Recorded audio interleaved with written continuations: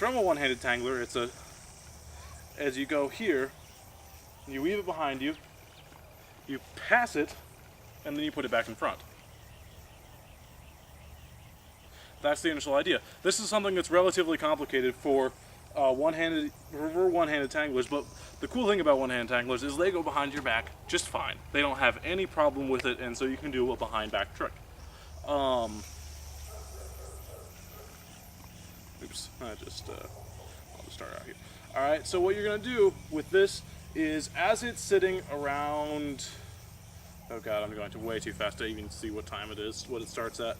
This is one of those tricks where I just kind of started doing it without really understanding beats and times, and just started doing it and then moving it. So what the first thing you need to know is that you can't do it right here and then weave behind you, because that's too great a plane change, and the yo-yo is guaranteed to get off beat. So the first thing you need to be able to do this from a one, oops, oh goodness, I have screwed up. So the first thing you do from a one-handed tangler is you need to be able to move it left and right freely. Actually, be able to do a full flower. All right. So that's the first thing to practice. That's the first stage of what you can do with it. That's really not that hard. It kind of is self-explanatory. Momentum keeps it going. It's really quite simple. If you're going to move it, it's actually a little bit easier to move it in a sort of an arch, following the path of either the yo-yo, or kind of a circle, really, a semicircle, following the path of the yo-yo and the counterweight. That's the easiest way to do it, because you're going to actually be able to continue the momentum real smoothly and control it. And then past that, what you're going to also need to be able to do is actually from out here, you're going to need to be able to switch it behind your back and then back in front. That's the next thing you need to be able to do.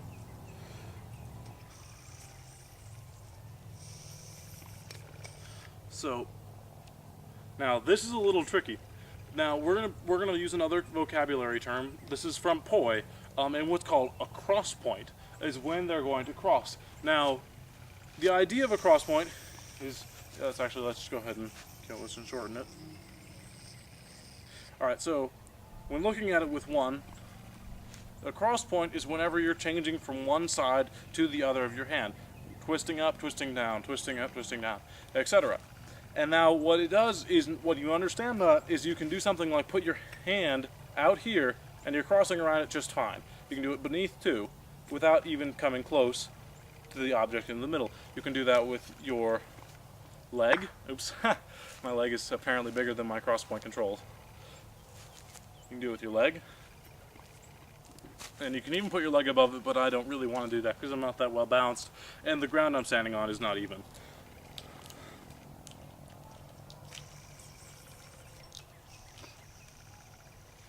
Okay.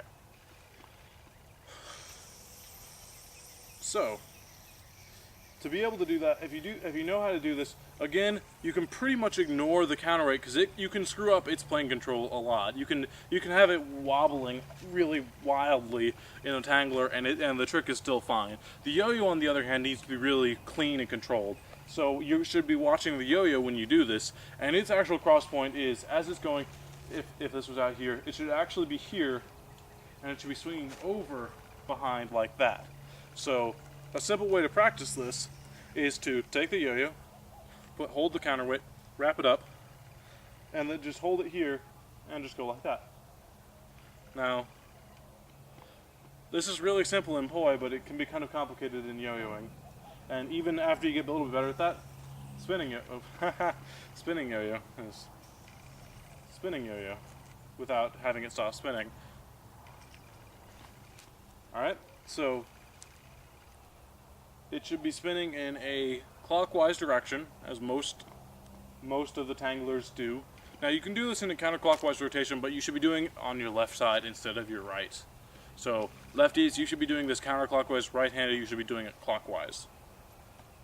Alright, so when you begin to rotate it, it should actually be, again, right as it passes your arm, right as it gets past that, you're going to move it, and you're going to pull back, and then push forward again, and with your arm a little bit to the little bit in front of you, so that the yo-yo can then be behind it. And then after this, what you're going to do with the tangler is you're going to bring it behind your back and close to your back, keep it even. So now the next step is actually to go from here, well actually let's get that going the right direction, is to get that going, and then you're going to twist your arm and then fold it in.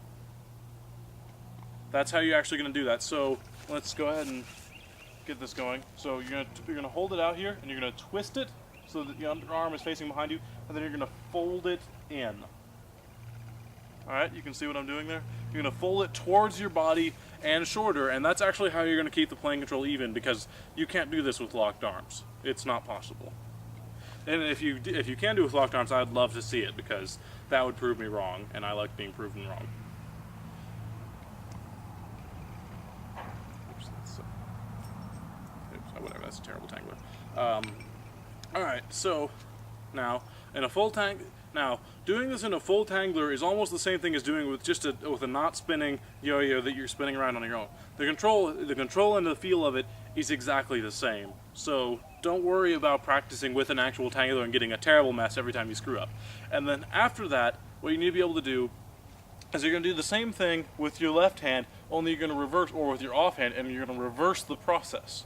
So you're going to start folded with your inner arm facing backwards, and then you're going to hand it to your offhand, and then you're going to move it out, and then you're going to switch it in, and then you're going to switch sides, and then you have that, and then that's the trick.